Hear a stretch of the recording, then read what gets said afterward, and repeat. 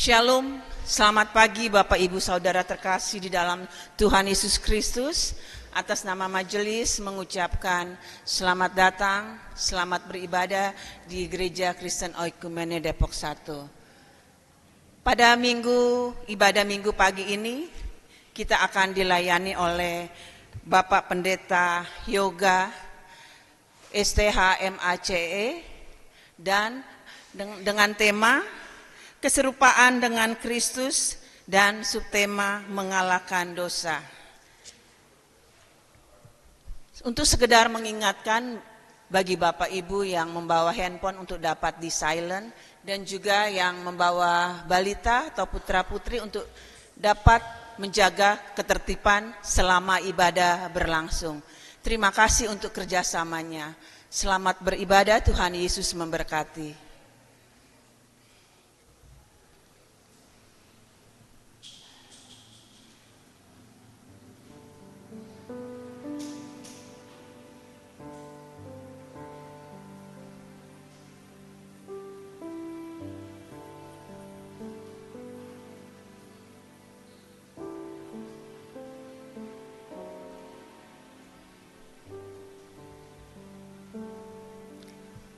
Mari kita merendahkan diri di hadapan Tuhan. Kita bersaat teduh. Saat teduh dimulai.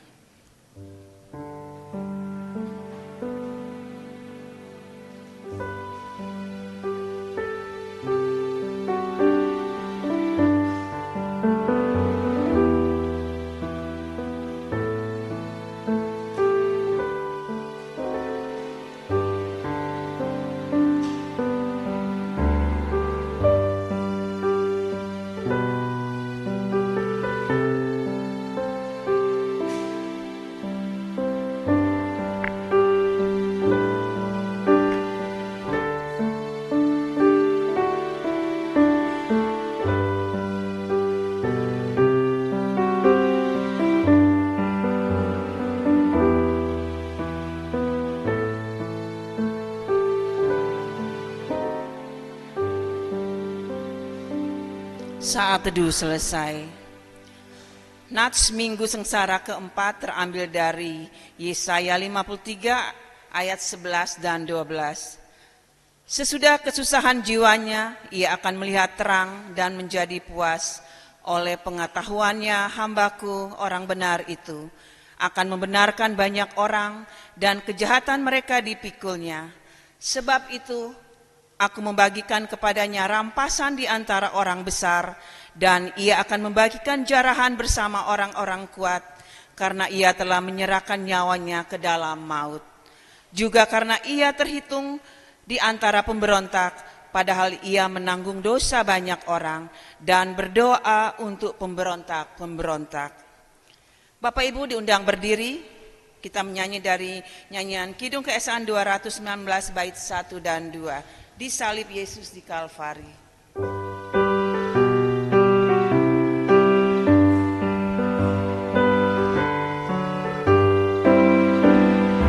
Disalib Yesus di Kalvari, ku serahkan dosaku yang keji, oleh darahnya aku bersih, puji namanya. Puji-puji namanya, puji-puji namanya, oleh darahnya aku bersih, puji namanya.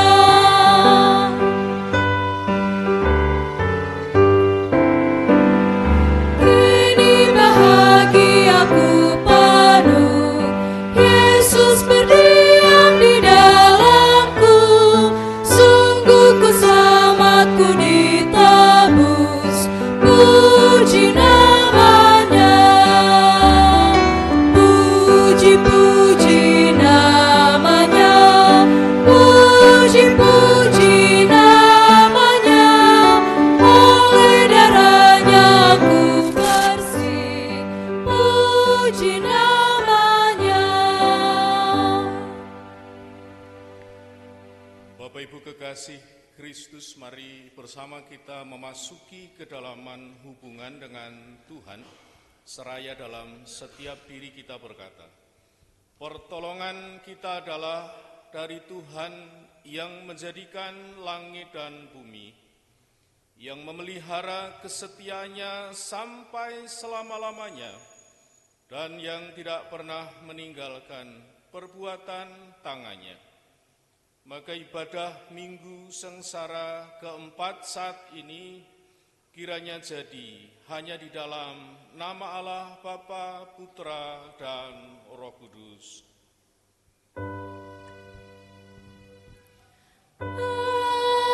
Amin, amin, amin.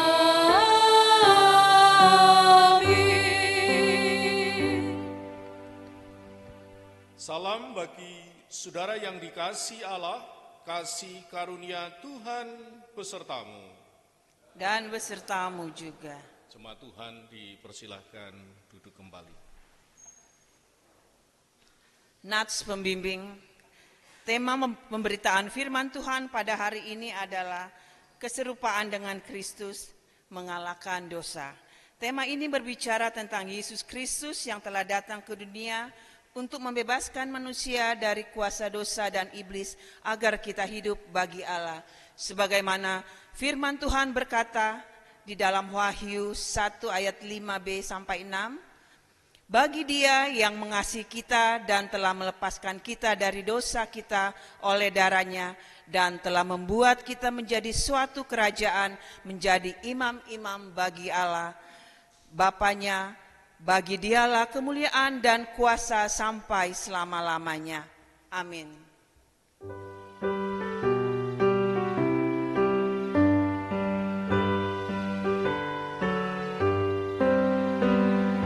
Darahnya sumber hayat, maka aku dibasuh di dalamnya dan terus dijaga tak bercela. Puji namanya, puji-puji namanya, puji-puji namanya. Oleh darahnya aku bersih, puji namanya.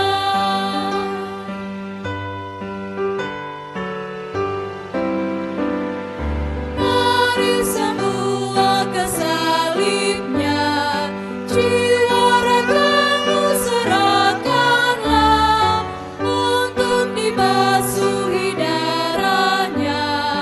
Puji namanya, puji-puji namanya, puji-puji namanya.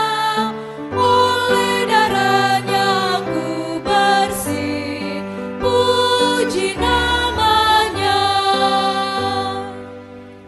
Pengakuan dosa.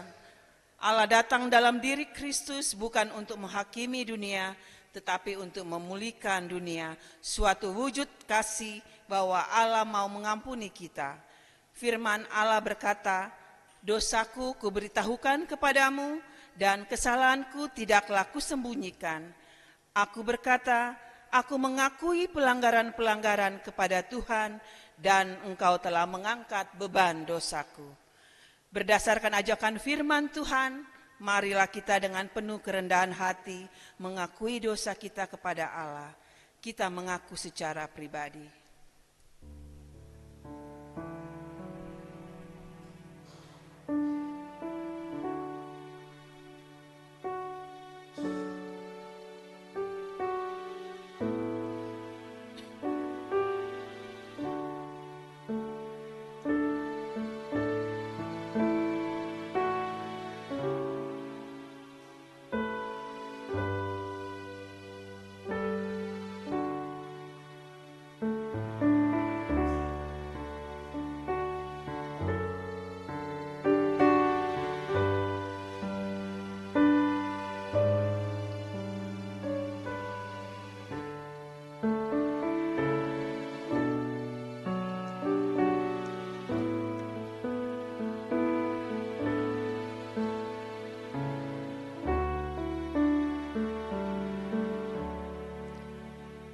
kini selaku jemaat kita mengaku, Tuhan Yesus, di hadapan-Mu kami datang dengan merendahkan diri. Kami mengakui semua hianat, salah dan dosa kami, baik terhadap Engkau, keluarga, gereja, sesama, lingkungan dan negara bangsa.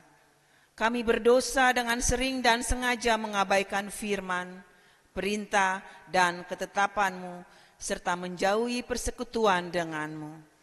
Kami bersikap angkuh dan sombong.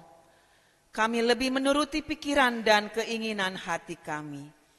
Ampuni dan kasihanilah kami, ya Tuhan Yesus. Amin.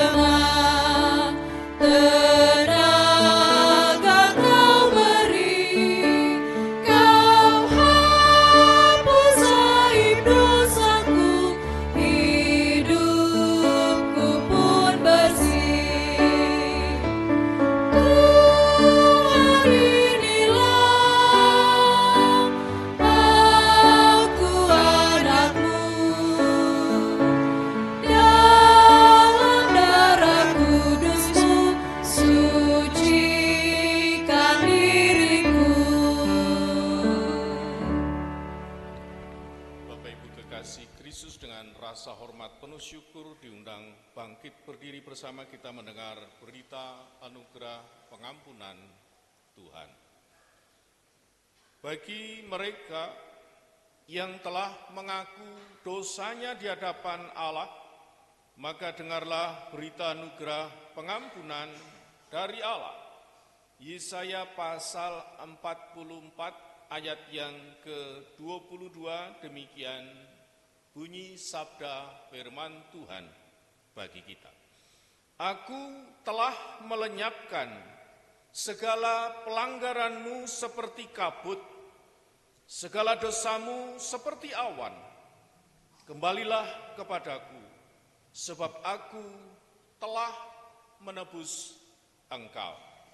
Berdasarkan firman Tuhan ini, maka pengampunan dosa telah berlaku dalam nama Allah Bapa, Putra dan Roh Kudus. Syukur kepada Allah. Jemaat Tuhan dipersilahkan duduk kembali. Petunjuk hidup baru. Selanjutnya setelah kita semua diampuni, ingatlah perkataan firman Tuhan agar kita melakukan apa yang baik. Di dalam 2 Korintus 7 ayat 1. Demikian firman Tuhan. Saudaraku-saudaraku yang terkasih, karena kita sekarang memiliki janji-janji itu, marilah kita menyucikan diri kita dari semua pencemaran jasmani dan rohani, dan dengan demikian menyempurnakan kekudusan kita dalam takut akan Allah. Dalam kemurahan Tuhan, kiranya kami menyucikan diri dari semua pencemaran jasmani dan rohani.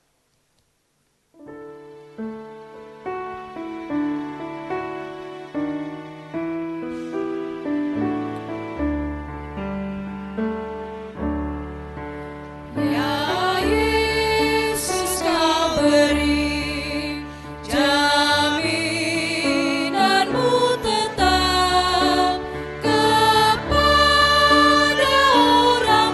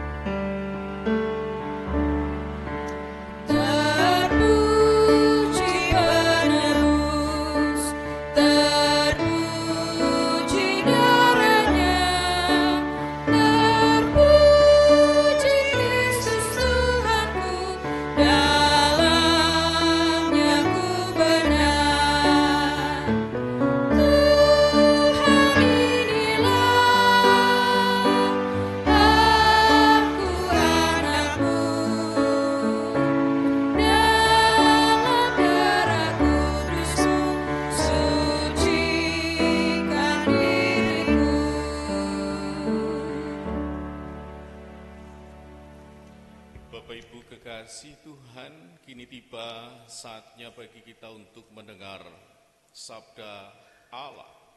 Untuk itu mari kita menyiapkan hati pikiran kehendak kita, seraya menyanyi bersama dari Kidung Kesan 120 bait pertama dan keempat, bersabdalah Tuhan.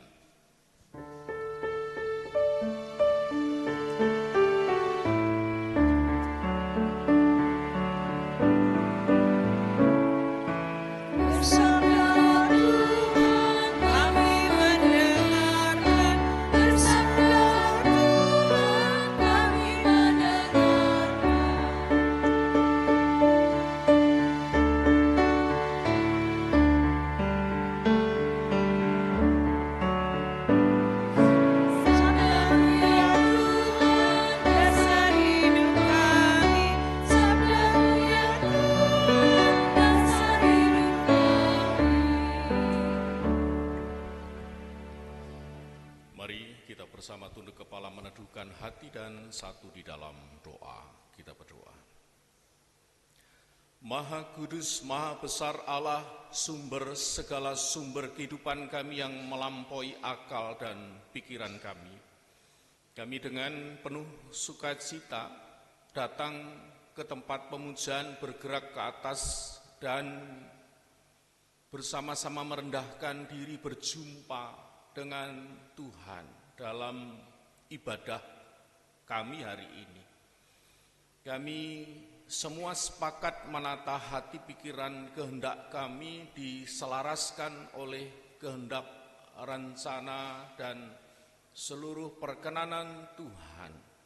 Sehingga kami berusaha membuka hati pikiran seluruh kehidupan kami bersama-sama berdoa kiranya Roh Kudus mengiluminasikan, membuka mata selubung batin kami, dibebaskan dari semua hal yang fana, yang koinais, yang kotor, dan semua keinginan kehendak iblis kami patahkan. Maka dalam Kristus Tuhan yang hidup dalam kehidupan kami, kami berdoa menerima firman-Mu. Amin. Bapak Ibu kekasih Kristus, pembacaan firman Tuhan hari ini terambil dari kitab 1 Korintus pasal 10 ayat 1 sampai 11. Bapak Ibu Saudara yang telah menemukan bagian ayat ini untuk menghormati Tuhan dan firman-Nya, yang bisa bangkit berdiri diundang bersama bangkit berdiri.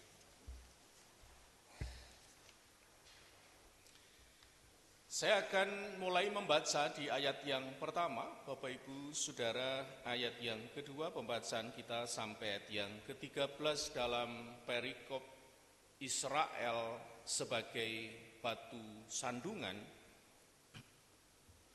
Demikian sabda firman Tuhan. Aku mau saudara-saudara, supaya kamu mengetahui bahwa nenek moyang kita semua berada di bawah perlindungan awan, dan mereka semua telah melintasi laut.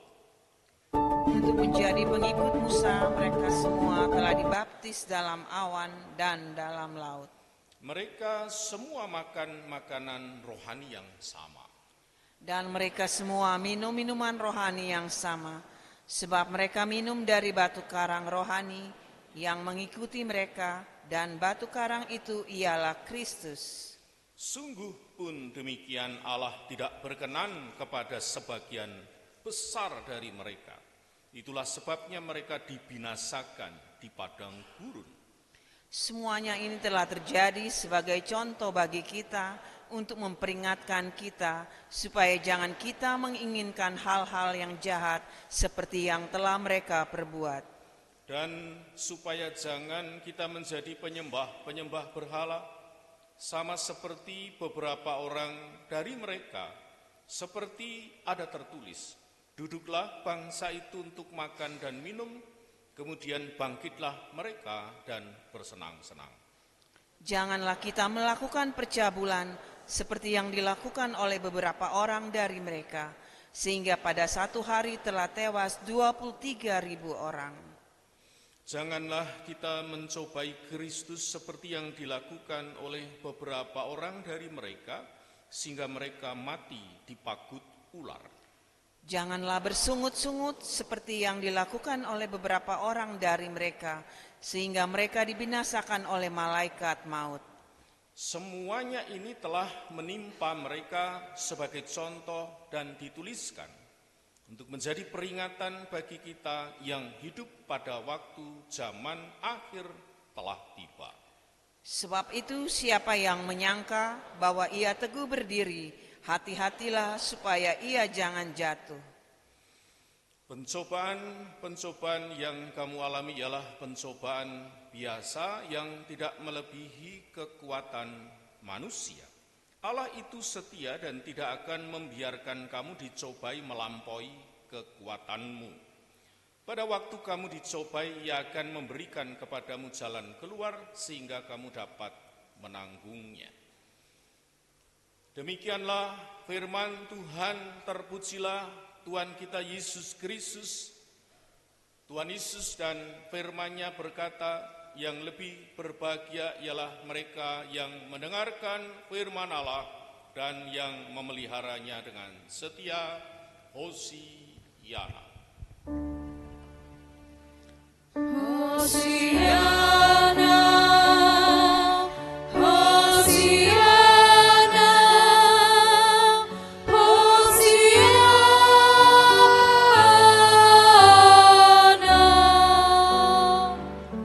Jemaat Tuhan dipersilahkan duduk kembali. Puji nama Tuhan, shalom. Damai di hati, shalom. Baik, Bapak Ibu, kita telah melakukan bersama pembacaan firman Tuhan.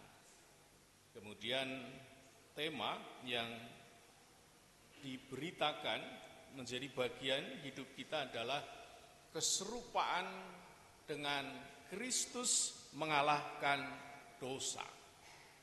Pada bagian yang pertama, sebagai pendahuluan, mohon izin sampaikan bahwa hidup kita di dalam dunia ini merayakan kemurahan Tuhan, mengucap syukur karena kebaikan Tuhan, karena Tuhan menciptakan setiap umat manusia, menciptakan Adam pertama dalam serupa segambar dengan Allah.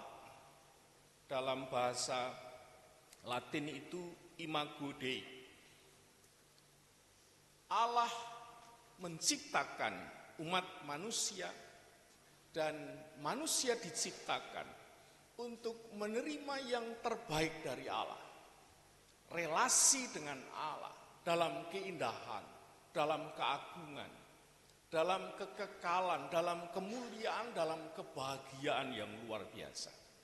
Dicatat dalam bagian firman Tuhan. Berikut, ketika manusia jatuh ke dalam dosa, kita mensyukuri karena Allah berinisiatif, berprakarsa untuk mengembalikan relasi dengan Allah, sehingga Kristus datang menderita bagi kita, dan kita de jure secara hukum, mohon izin sampaikan, telah dipindahkan dari kegelapan ke terangnya yang ajaib, berkumpul bersama untuk bersidang dan melaksanakan tugas misi ilahi.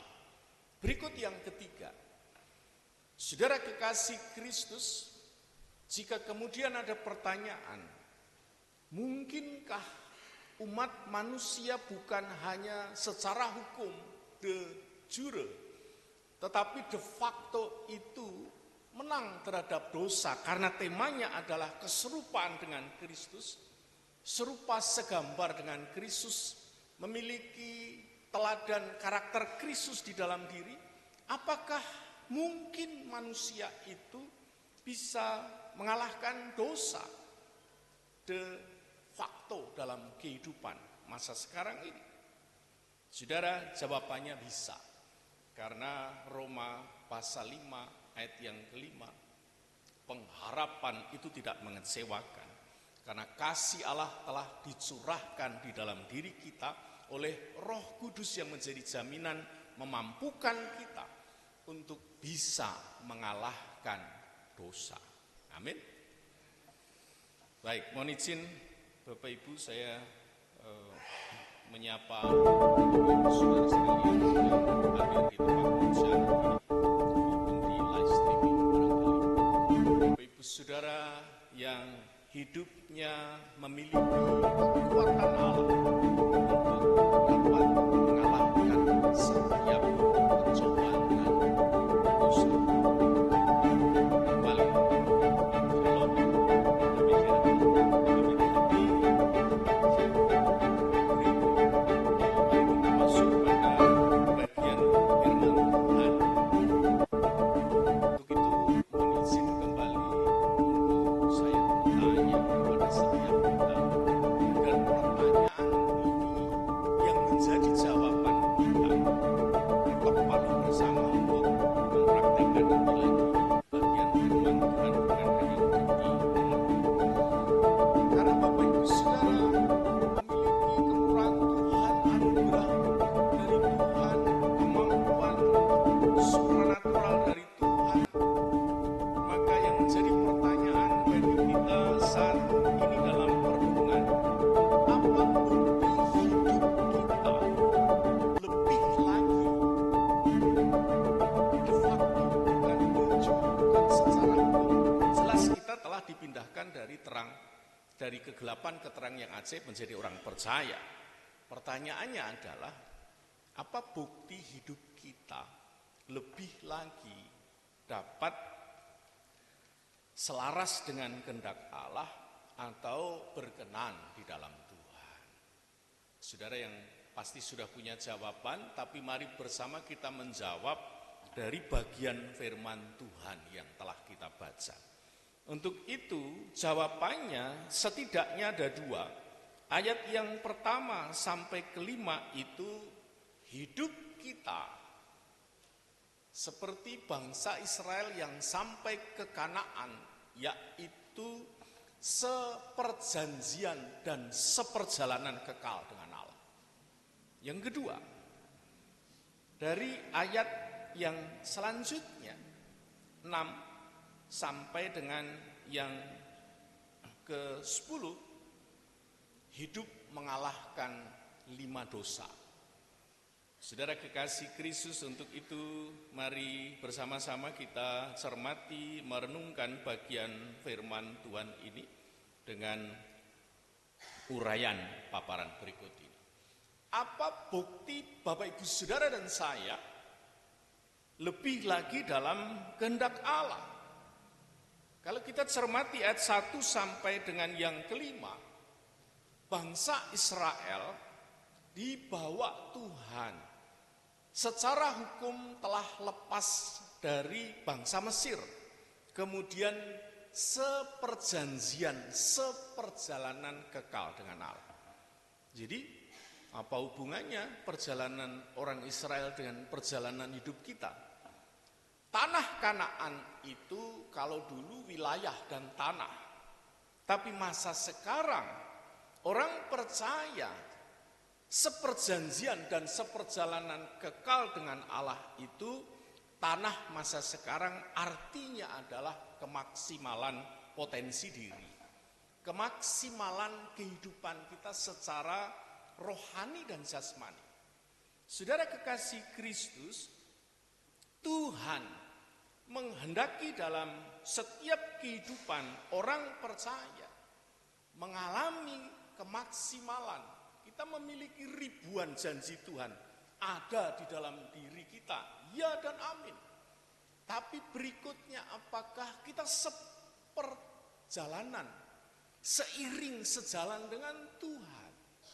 Karena bangsa Israel seperjanjian tetapi tidak seiring sejalan de jure secara hukum, benar di hadapan Tuhan, tetapi kelakuan hidupnya, faktanya kalah dengan dosa, memberontak terhadap Allah.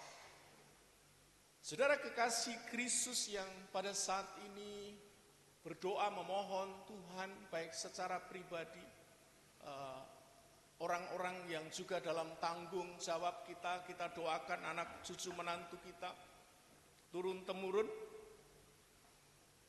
Saya juga berdoa kepada Bapak Ibu Saudara dari mimbar utama ini.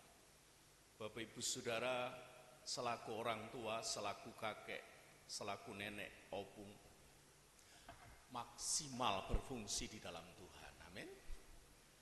Selaku bapak berfungsi maksimal, tahu tugas seorang bapak. Selaku istri yang maksimal melakukan perannya. Selaku anak-anak yang melakukan tugasnya dengan baik. Coba ada anak yang pendidikan tinggi, kesempatannya sulit tetapi masuk di situ. Dia berkesempatan untuk maksimal, tetapi kalau tidak prioritas pendidikannya dan hal-hal yang lain yang dilakukan, tentunya enggak maksimal seperti yang dimaksud oleh Tuhan dan institusi. Saudara kekasih Kristus yang rindu pelayanannya maksimal, pendidikan, hubungan keluarga, pasangan, persaudaraan. Amin. Coba bilang sebelahnya, memberkati hidupmu seperjalanan, seperjanjian kekal dengan Allah maksimal. Coba bilang sebelahnya, hidupmu seperjanjian, seperjalanan kekal dengan Allah. Amin.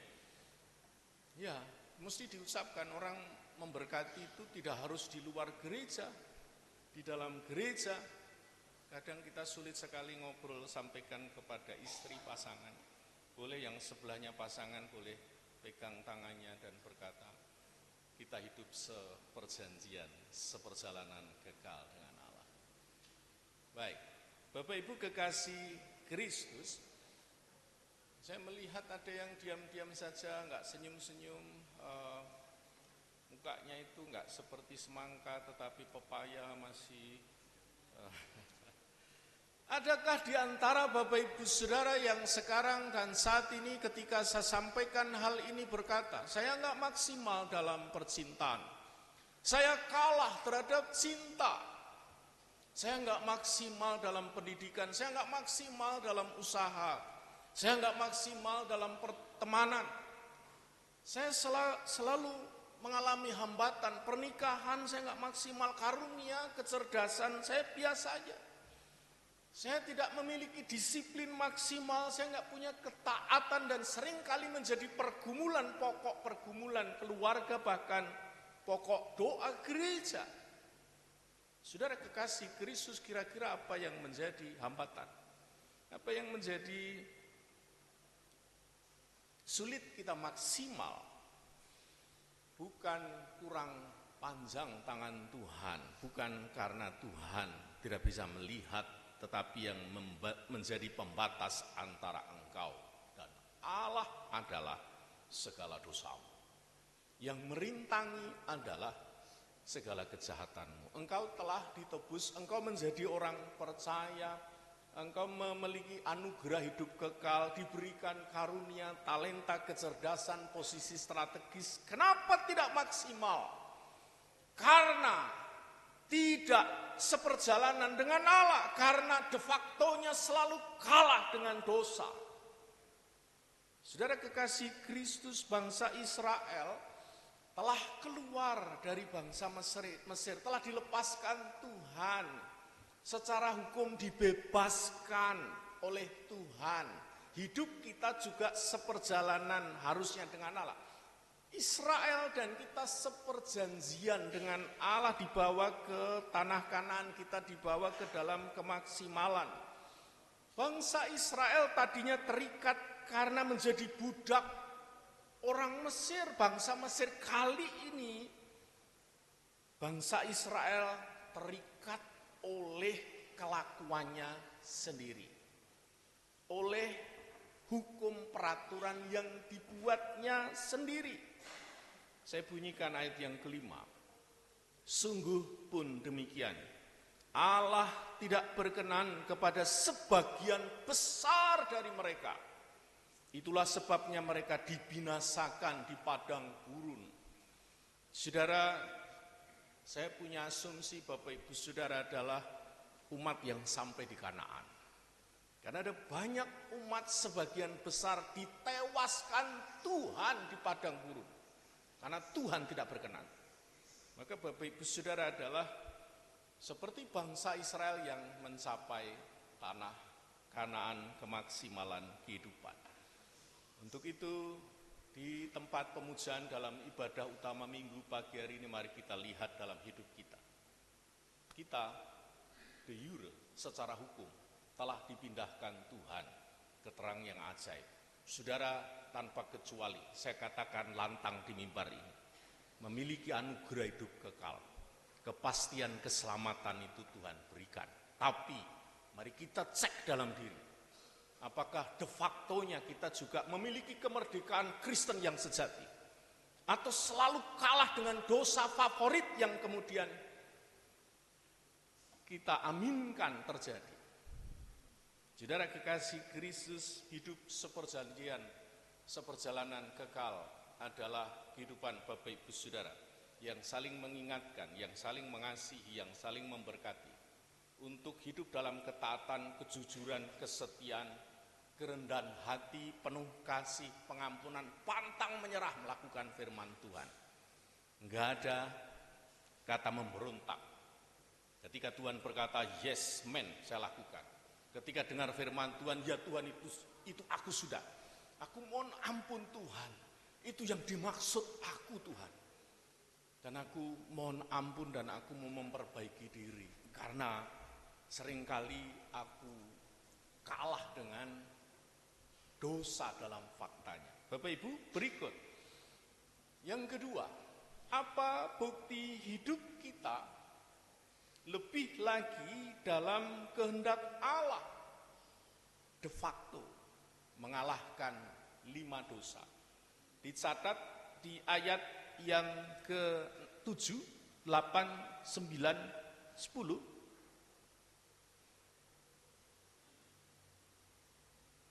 Mulai ayat yang ke-6, dosa yang menghambat bangsa Israel maksimal tidak sampai Kanaan. Dosa yang menghambat kita tidak maksimal dalam pertemanan, dalam hubungan keluarga, dalam pernikahan, dalam usaha, dalam karir, dalam pelayanan, tidak maksimal. Yang pertama, berbuat jahat kepada Tuhan. Yang kedua, menyembah berhala. Yang ketiga, berbuat cabul. Yang keempat, itu mencobai Tuhan. Yang kelima, bersungut-sungut. Kira-kira 5 ini ada nggak dalam kehidupan kita? Kita bersama-sama mohon izin, firman Tuhan ini berkata, jadi gereja, pelayan firman juga harus lantang mengatakan, ketika itu menghambat dalam kehidupan kita, ini juga enggak kebal, yang menyampaikan firman Tuhan juga harus membereskan diri ketika ada 5 dosa ini. Berikut, mari kita lihat yang pertama dari ayat yang ke-6. Semuanya ini telah terjadi sebagai contoh bagi kita untuk memperingatkan kita supaya jangan kita menginginkan hal-hal yang jahat seperti yang telah mereka perbuat. Hal yang jahat, berbuat jahat adalah karena umat Israel sudah melangkah dari tanah perbudakan menuju tanah perjanjian Kanaan. Tetapi ketika ada persoalan, ketika ada pergumulan, ketika ada menggoliat di depan persoalan yang sulit kadang mengatasi, tidak mengutamakan Tuhan, orang Israel, umat Israel berkata, saya pengen kembali ke Mesir. Lebih baik kami mati oleh pedang di Mesir ketimbang kami mati di padang gurun yang katanya seperjanjian, seperjalanan dengan Allah ini. Saudara, bangsa Israel terbukti melawan Tuhan, mencobai Tuhan, mencurigai Tuhan, tidak taat pada Tuhan, mempertanyakan apa yang Tuhan buat. Saudara kekasih Kristus, jika kemudian ini pemberontakan terjadi, padahal seperjanjian dalam perjalanan seringkali mendukakan hati Allah, seringkali berbuat jahat. Kira-kira di masa kini di dalam gereja ada nggak orang yang berbuat jahat kepada Allah? Ada nggak yang mempertanyakan Allah, Tuhan, kok di mana ketika aku butuhkan? Kenapa Tuhan pendiam? Kenapa nggak tolong saya? Saudara, meragukan Allah, mempertanyakan Tuhan? Ada nggak kira-kira umat yang jahat, tidak tunduk pada otoritas Allah, tidak tunduk pada peraturan gereja? Ada nggak di antara umat itu mempertanyakan institusi Tuhan, pelayan, mempertanyakan kebijakan kemajelisan misalnya? Saudara kekasih Kristus, tidak ada, puji Tuhan. Berikut yang kedua, mari kita cek ke dalam diri. Ini saatnya medical check up. Bukan hanya untuk yang merasa sedikit ada gangguan kesehatan, tapi bagi kita, karena di hadapan Tuhan yang gagah, kuat, yang cantik, kita mesti medical check up secara rohani. Karena ini peringatan, jangan sampai hidup kita tidak maksimal gara-gara yang berikut. Masihkah aku menyembah berhala? Ayat yang berikutnya. Dan supaya jangan kita menjadi penyembah-penyembah berhala, sama seperti beberapa orang dari mereka, seperti ada tertulis, duduk bangsa itu untuk makan dan minum, kemudian bangkit mereka bersenang-senang. Izin bertanya, berhala yang bahaya itu yang kelihatan di depan mata kita, kemudian dibongkar, atau yang ada di dalam diri, yang orang lain tidak tahu? Bangsa Israel membuat patung lembu emas dan dipuja, kelihatan berhala. Berhala masa kini masih ada, tapi berubah bentuknya, tidak kelihatan dan disembah bersama-sama. Setiap orang bisa menciptakan berhalanya sendiri. Kira-kira berhalanya apa yang kemudian bisa muncul? Saudara kekasih Kristus, kekuasaan bisa nggak menjadi berhala? Uang bisa nggak jadi berhala? Hobi bisa nggak jadi berhala? Nonton bola, lalu besoknya hari Minggu karena ngantuk tidak bergereja, artinya berhalanya apa? Berikut, usaha. Karena hari Minggu juga ramai dalam kegiatan, sebenarnya bisa nutup usahanya, tapi bisa nggak menjadi nomor 2 Tuhan gara-gara usaha? Bisa nggak Tuhan ambil usaha itu karena Tuhan yang memberkati? Pilih prioritas Tuhan atau usaha? Kedudukan, bisa nggak kedudukan itu jadi nomor 1, Tuhan nomor 2?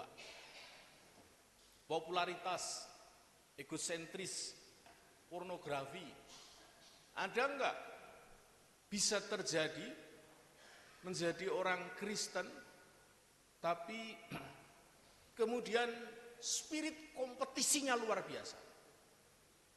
Bisa, ada. Boleh nggak? Nggak boleh. Kompetisi itu karena kekuasaan, karena yang dikejar adalah kedudukan posisi strategis, menghalalkan segala cara itu akhirnya bukan mengutamakan kelompoknya, tetapi mengutamakan diri, meniadakan orang lain dengan berbagai cara, sehingga dia mengalami yang terpilih, bukan yang didiskualifikasi. Ini berhala. Berikut, bisakah pelayanan jadi berhala? Bisakah posisi menjadi pendeta atau orang di majelis sinode itu memberhalakan itu? Bisakah karunia? Bisakah talenta? Bisakah kecerdasan dan posisi strategis itu menjadi berhala? Itu bahaya. Yang tahu siapa? Tuhan dan diri sendiri. Orang lain tahu nggak? Nggak tahu. Coba colek, tanya sebelahnya, kok berhalanya apa? Ada nggak berhalanya yang kemudian kita simpan.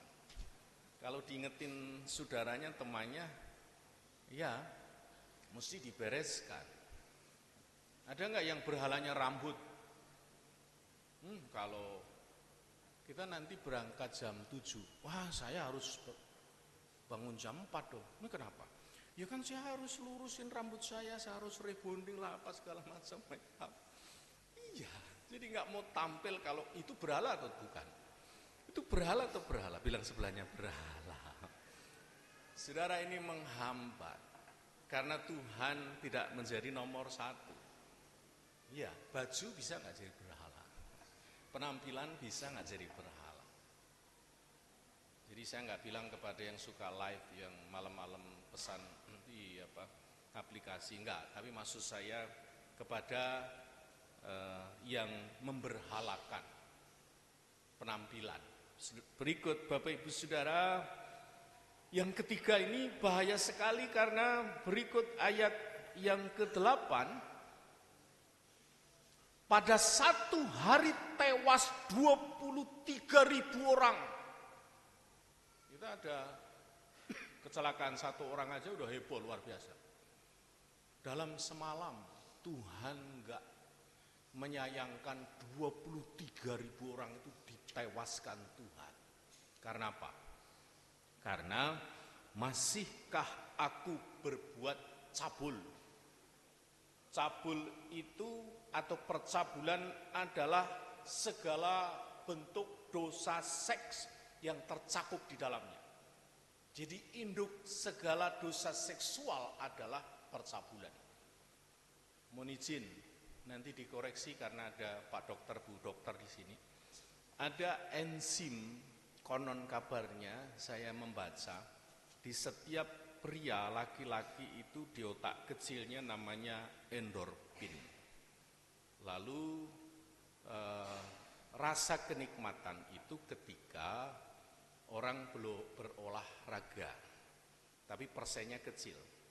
Kemudian suka scroll TikTok atau cari-cari, explore cari-cari yang memuaskan hasrat nafsunya.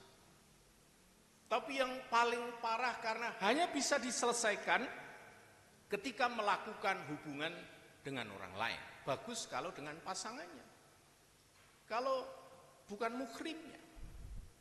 Misalnya seorang laki-laki yang sukses dan cukup dananya, istri anak cukup lengkap. Lalu misalnya kalau saya sampaikan tidak vulgar di tempat ini, punya uang sisa 5-10 misalnya. Ya pada saat di kantor bisa nggak terjadi bubuk-bubuk siang misalnya dengan orang yang bukan muhrimnya. Saudara kekasih Kristus, ini percabulan. Maksud saya gini, ini contohnya.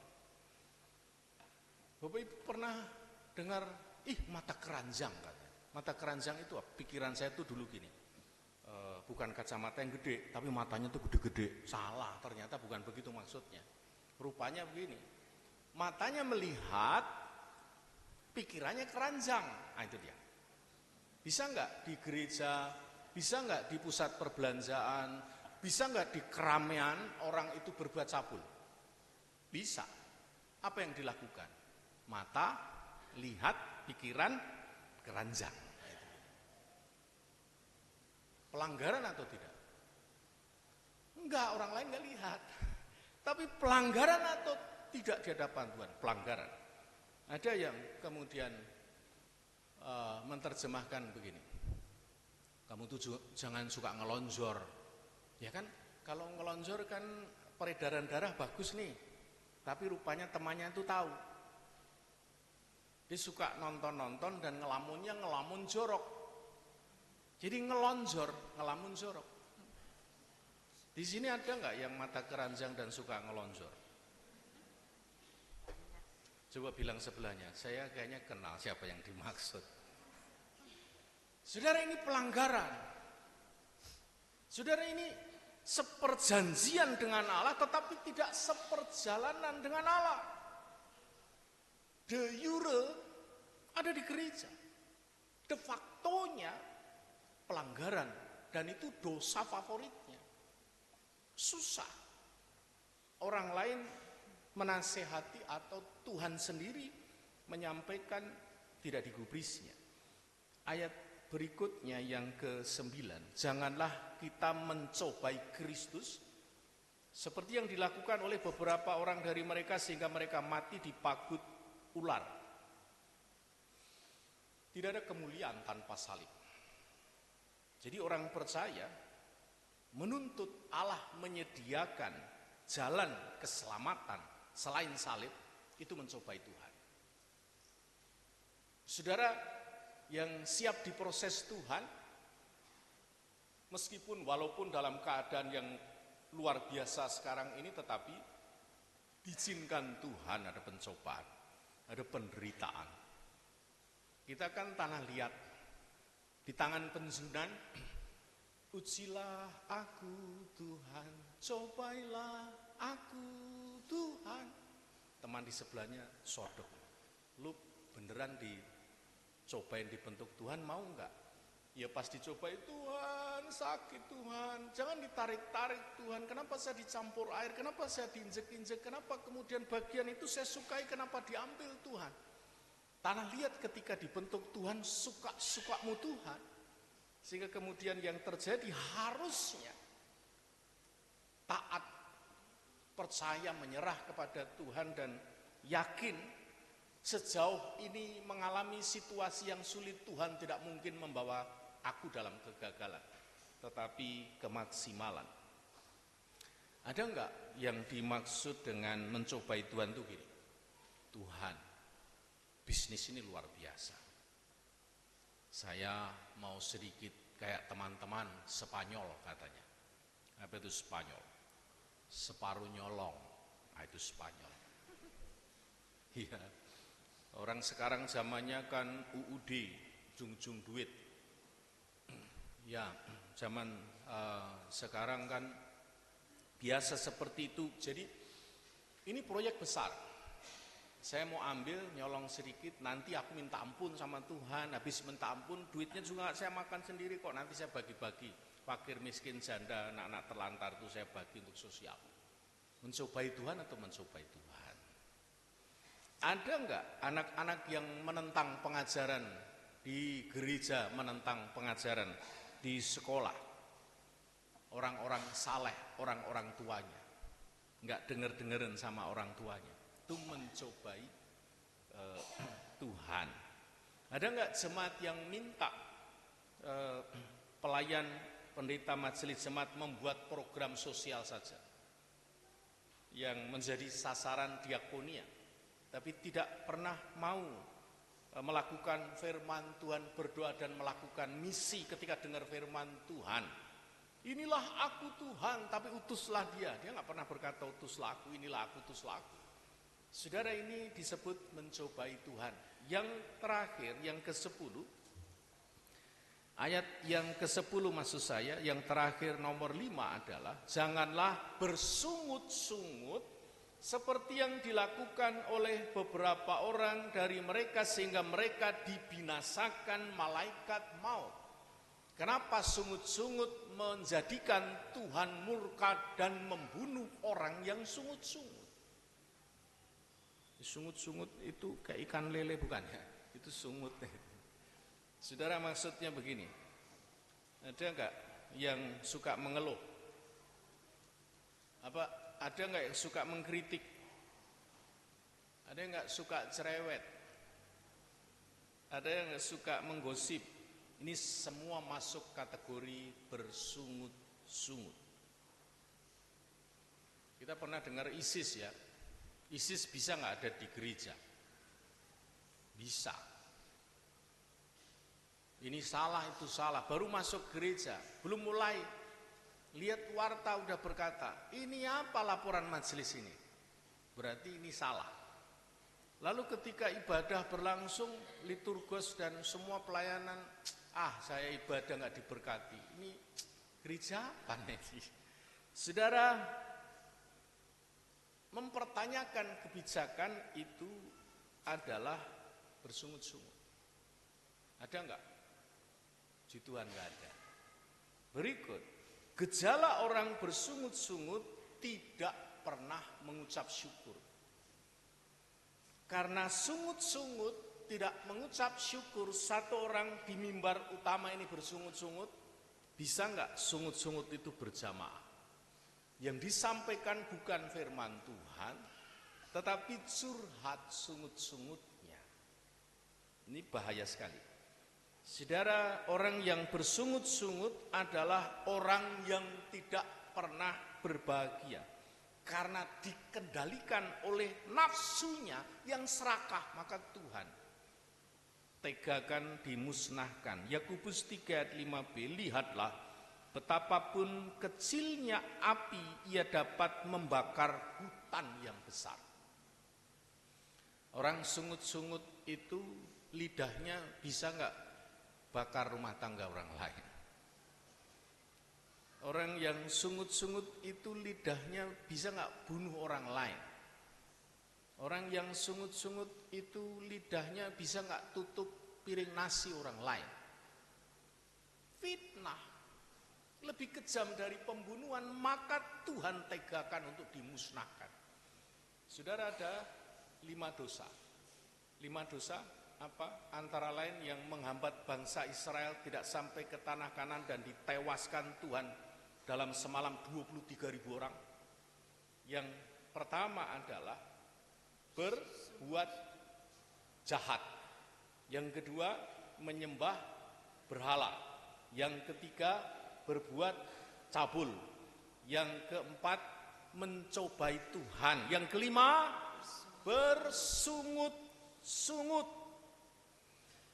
Saudara kekasih Kristus, saya kira Tuhan nyatakan dan tertulis dalam firman sabda Tuhan ini memperingatkan kita pada masa sekarang ini. Saudara, dalam posisi strategis dengan kecerdasan, kemampuan supranatural dari Tuhan, jangan lupa karunia itu harus berbanding lurus dengan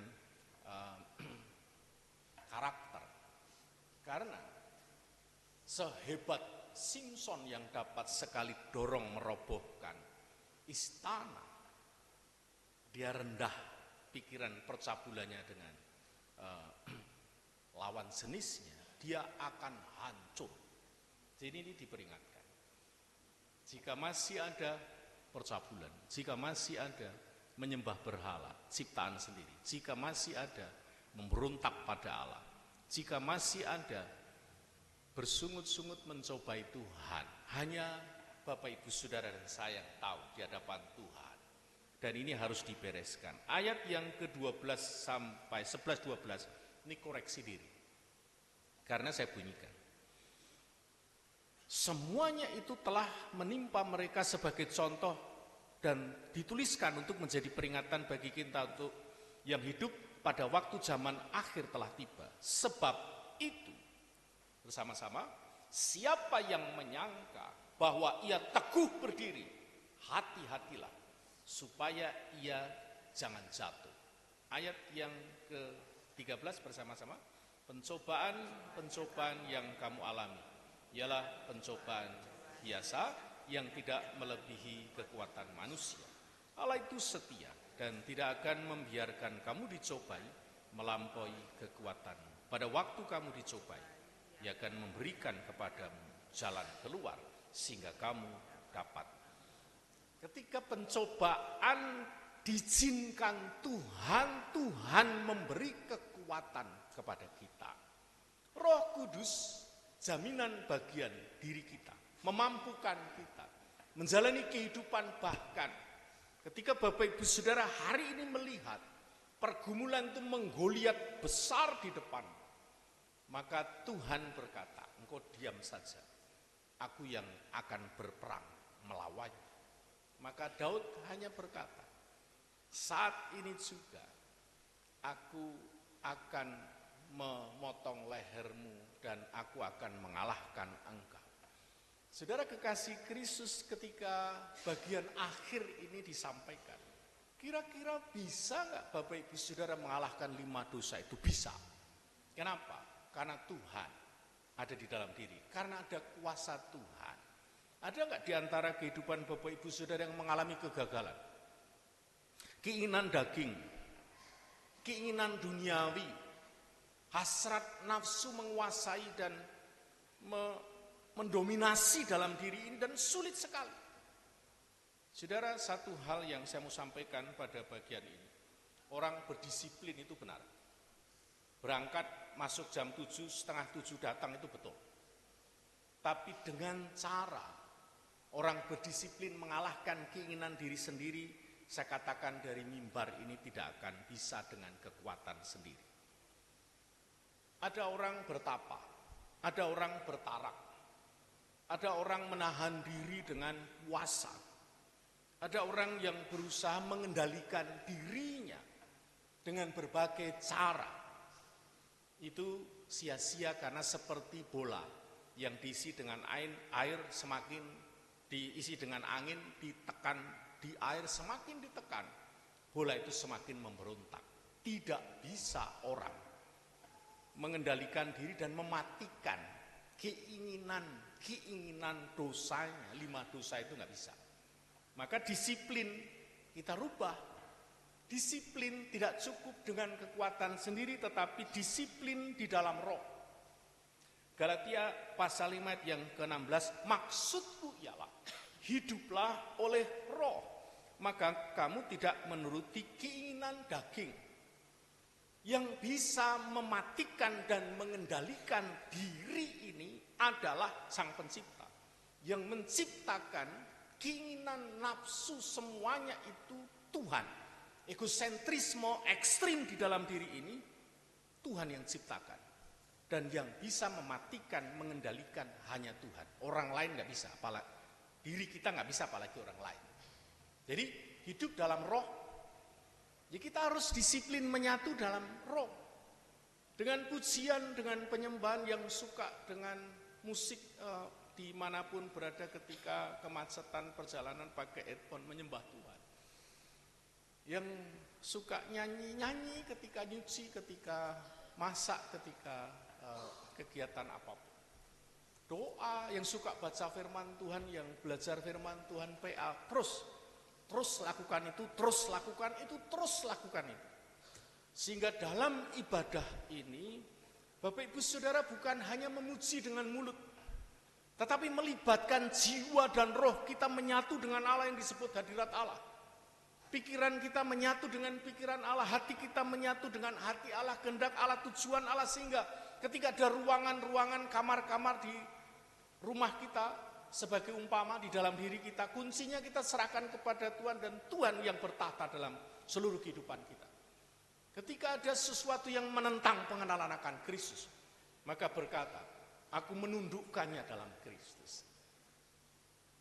Roma 8 ayat yang kelima. Sebab mereka yang hidup menurut daging memikirkan hal-hal yang dari daging. Mereka yang hidup menurut roh memikirkan hal-hal yang dari roh. Dari tempat pemujaan ini, Bapak Ibu Saudara yang sepakat, dari hari ini dan seterusnya sisa waktu hidup kita, maka aku berusaha memikirkan sesuatu yang suci, sesuatu yang mulia, sesuatu yang sedap didengar. Pikirkanlah itu. Sehingga kemudian dalam setiap tindakan, ucapan, perilaku dan keputusan, presisi dengan Tuhan dan firman-Nya, tegak lurus dengan Tuhan dan firman-Nya. Sehingga sungguh kehidupan Bapak Ibu Saudara, de jure secara hukum, seperjanjian dengan Allah. Tetapi juga de facto, kenyataan kehidupan sehari-hari itu seperjalanan dengan Allah. Saudara, bagian akhir saya sampaikan faktanya adalah hidup ini pendek. Ya, tetapi perjalanan hidup kita adalah dalam kekekalan, keabadian dengan Tuhan. Sukses bukan hanya pencapaian sesaat, tetapi sukses jika hidup kita memastikan diri seperjanjian dan seperjalanan kekal. Saudara yang dengar firman Tuhan, mengambil keputusan hari ini untuk lakukan lebih lagi firman Tuhan. Saudara menjadi berkat bagi orang lain, solusi bagi orang lain. Saudara yang mengambil keputusan mengalirkan dampak penebusan Kristus bagi sesama dan alam semesta. Dimuliakanlah Allah Bapa, Putra, dan Roh Kudus dalam kehidupan Bapak Ibu Saudara. Sebab itulah alasan Bapak Ibu Saudara masih tinggal dalam dunia ini. Amin. Bapak Ibu kekasih Kristus, mari bersama kita menanggapi, merespon firman Tuhan. Kita menyanyi dengan penuh sukacita Kidung Kesan 99 bait pertama kedua, dulu ku tertindih dosa.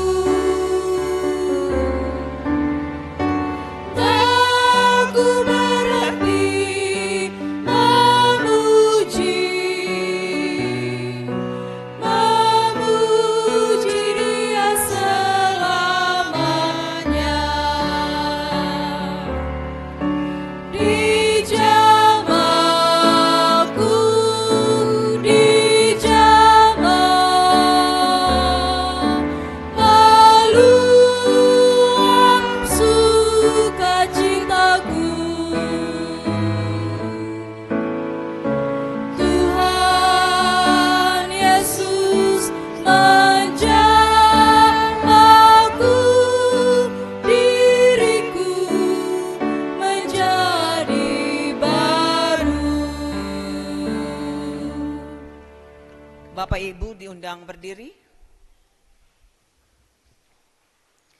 Bersama dengan gereja dari segala tempat dan waktu, marilah kita mengaku iman kita dengan berkata, aku percaya kepada Allah, Bapa yang Maha Kuasa, Khalik langit dan bumi, dan kepada Yesus Kristus anaknya yang tunggal Tuhan kita, yang dikandung daripada Roh Kudus, lahir dari anak darah Maria, yang menderita di bawah pemerintahan Pontius Pilatus, disalibkan, mati dan dikuburkan, turun ke dalam kerajaan maut, pada hari yang ketiga bangkit pula di antara orang mati, naik ke sorga, duduk di sebelah kanan Allah, Bapa yang Maha Kuasa, dan akan datang dari sana untuk menghakimi orang yang hidup dan yang mati.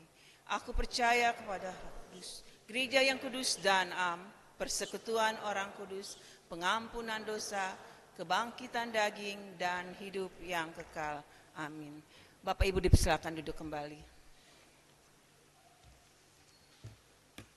Bapak Ibu kekasih Kristus, mari bersama dengan penuh sukacita kembali kita memasuki hubungan dengan Tuhan melalui doa syafaat kita berdoa.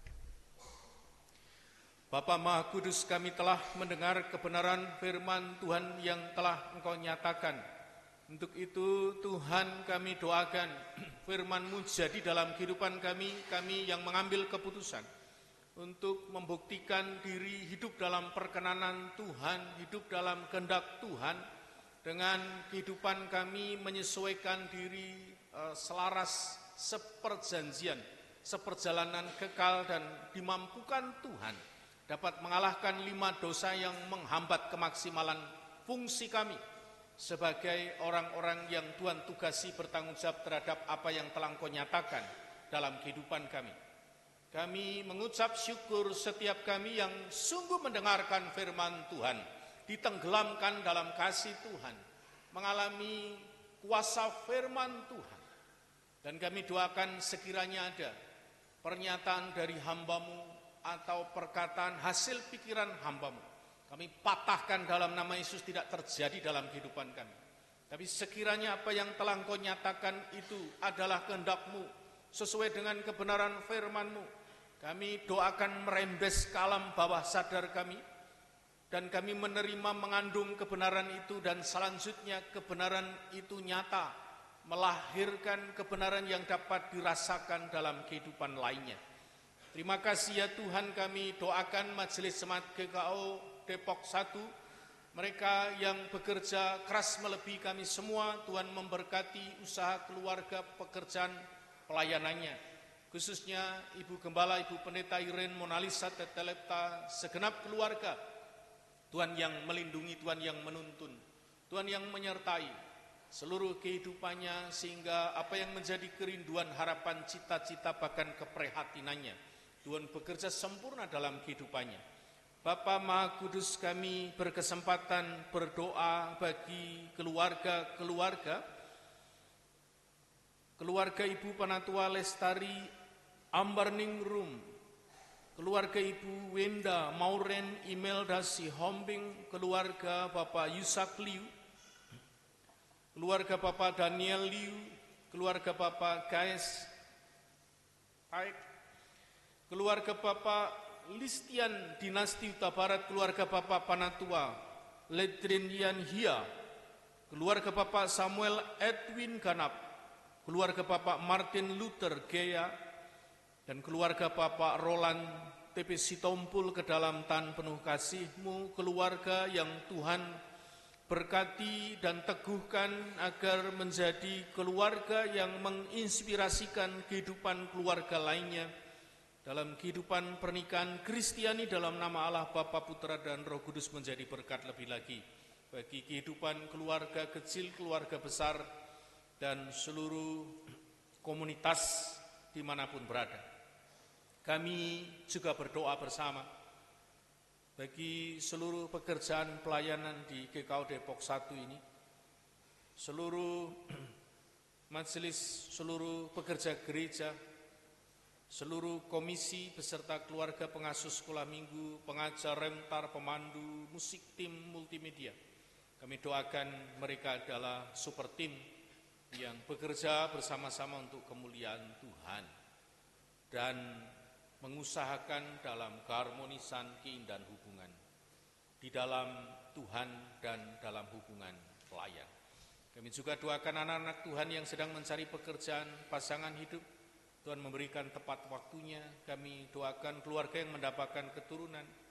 Kami juga doakan ibu yang mengandung, dan Tuhan tolong melahirkan menjadi pintu gerbang kehidupan bagi anaknya, bagi dunia.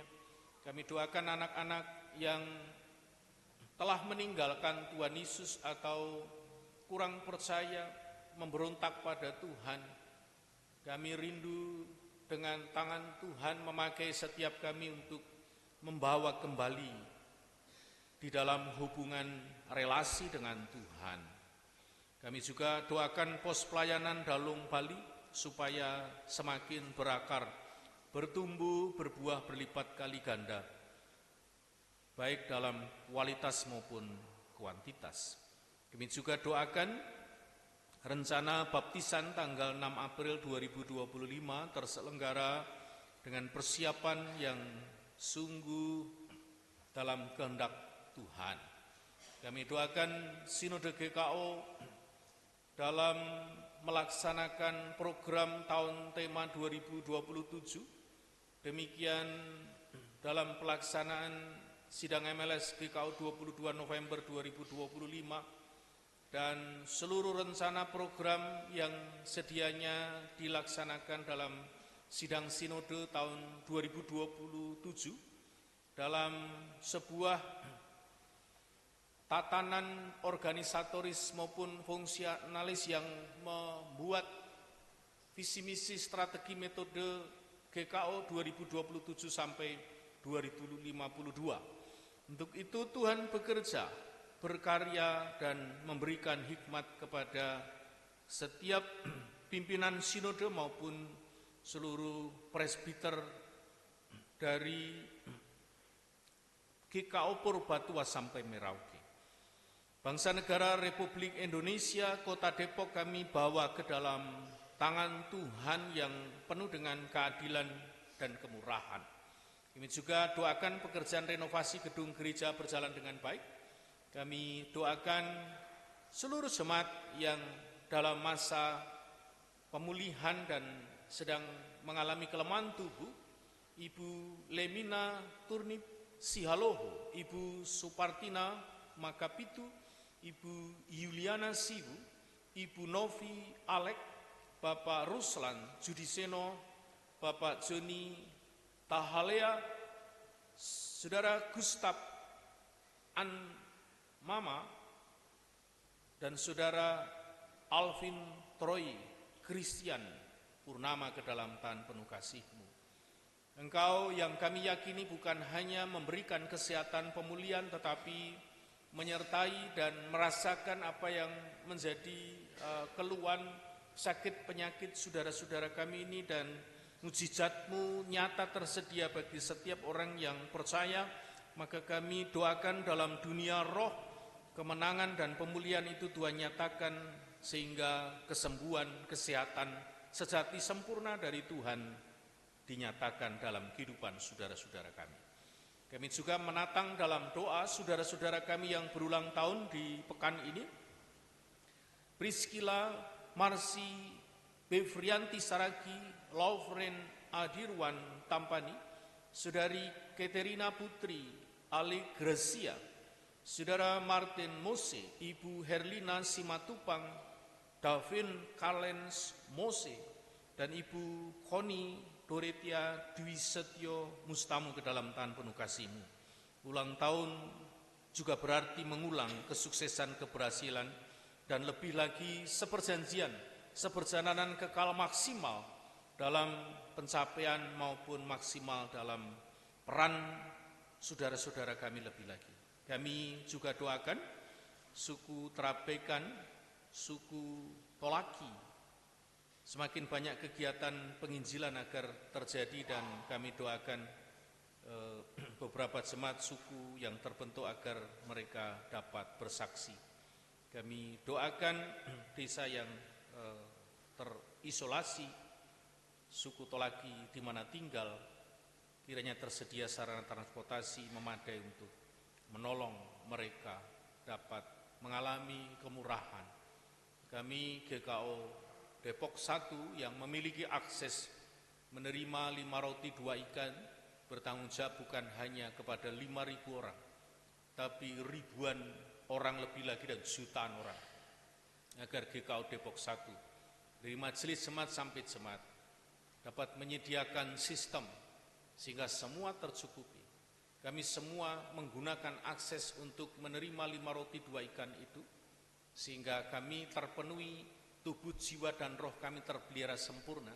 Kami dapat memberikan akses kepada orang lain agar orang lain dapat mengakses, dan banyak orang menerima berkat kemurahan dari Tuhan.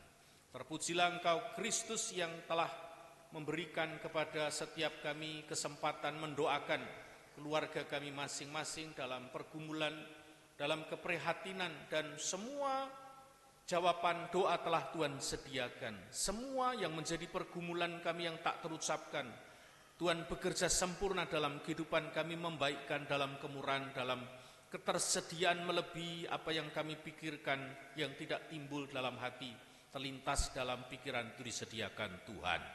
Maka terpujilah Engkau Allah Bapa, Putra, dan Roh Kudus. Kami telah berdoa dan yakin menerimanya dari Allah Tritunggal yang telah mengajar berdoa bersama. Bapa kami yang di surga, dikuduskanlah namamu. Datanglah kerajaan-Mu, jadilah kehendak-Mu di bumi seperti di surga. Berikanlah kami pada hari ini makanan kami yang secukupnya, dan ampunilah kesalahan kami, seperti kami juga mengampuni orang yang bersalah kepada kami.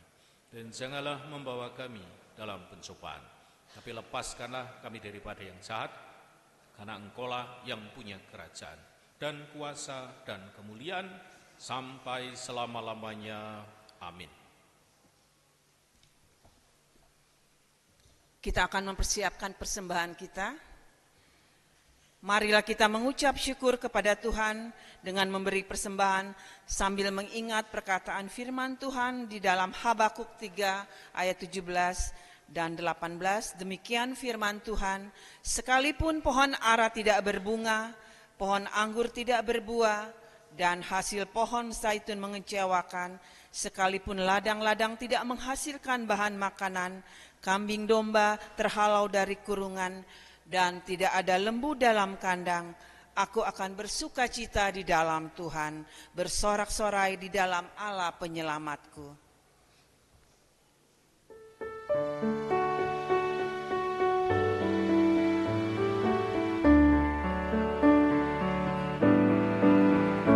Ucap syukur pada Tuhan karena kita diselamatkan oleh-Nya. Senandungkan lagu baru, senandungkan lagu baru bagi-Nya.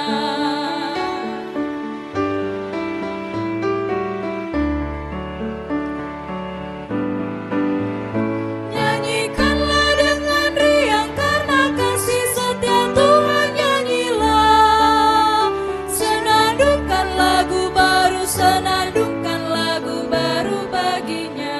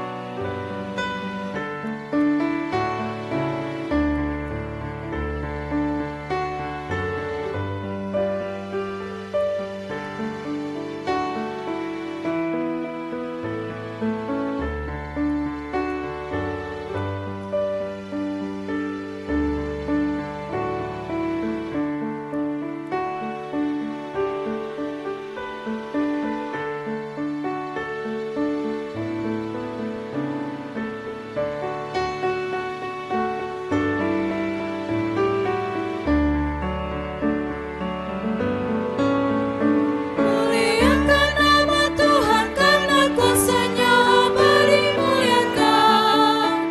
Senandungkan lagu baru, senandungkan lagu baru bagi-Nya. Bapak Ibu diundang berdiri, kita akan mendoakan persembahan kita. Terpujilah Allah, Sang Sumber berkat. Engkau telah memberi berkat kepada kami sampai saat ini. kami membawa persembahan sebagai tanda syukur kepadamu.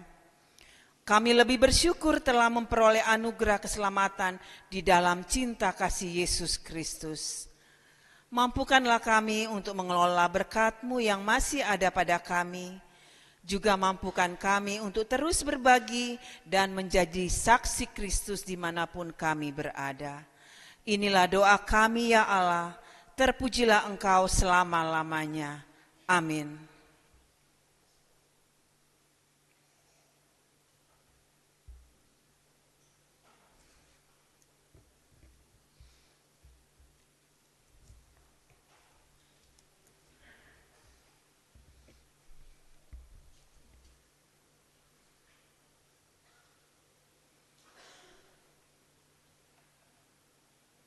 Bapak Ibu kekasih Kristus, kita tiba di penghujung akhir ibadah utama minggu pagi hari ini, seraya memandang bahwa ibadah sejati tetap berlangsung. Minggu sengsara keempat mengingatkan kita tentang Kristus yang rela memikul salib. Dia melakukan itu untuk membebaskan manusia dari kuasa dosa dan iblis, agar kita hidup bagi Allah. Bagaimana keputusan Bapak Ibu Saudara?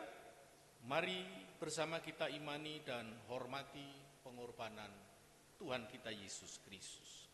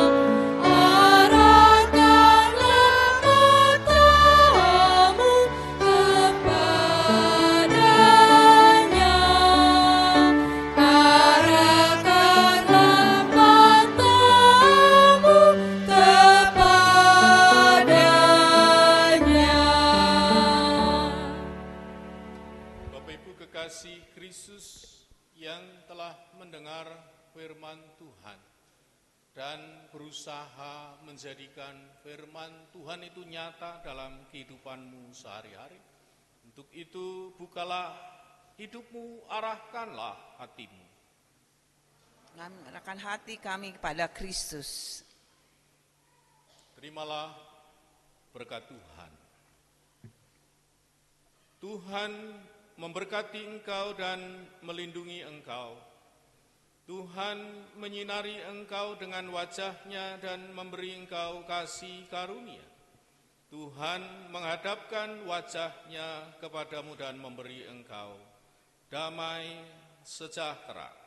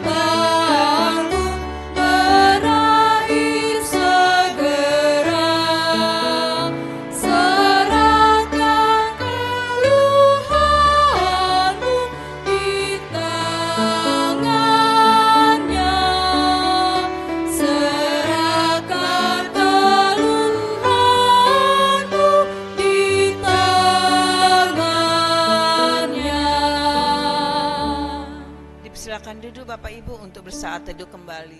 Selamat hari Minggu, Tuhan Yesus memberkati.